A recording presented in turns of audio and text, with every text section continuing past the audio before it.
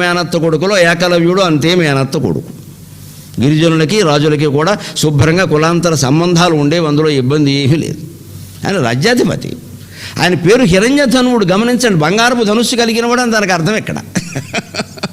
హిరణ్యధనువుడు అంటే బంగారపు ధనుస్సు కలిగినవాడు. బంగారం ఊరికి పేరు పెట్టుకోవడం కదా, వాడు ధనుస్సు నిజంగా బంగారమే. అంత స్టేటస్ ఉన్నవాడు అండి, ఆయన పేదవాడు కాదు. ఆయన ద్రోణాచార్యుని అడిగిన విద్య కూడా ఏమిటంటే దివ్యాస్త్రాలు నేర్పమని అడిగాడు.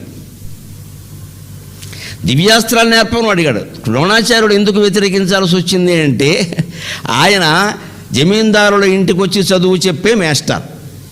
ఇప్పుడు కూడా చూడండి, ఒక పెద్ద జమీందారు ఎవరైనా ఉండి మా పిల్లలు ఎక్కడికి రారండి, మా పిల్లలకి మీరే వచ్చి చదువు చెప్పండి అని నెలకు ₹1,00,000 జీతం ఇచ్చి చెప్పించుకుని ఇంటికి వచ్చారన్నమాట. ఆ ఇంటికి వచ్చేవాడు ఇంకోటికి ట్యూషన్ చెబుతానంటే ఒప్పుకోరు. ఇక్కడ మా పిల్లలకే చెప్పాలి, మీకు అందుకే జీతం ఇస్తాం.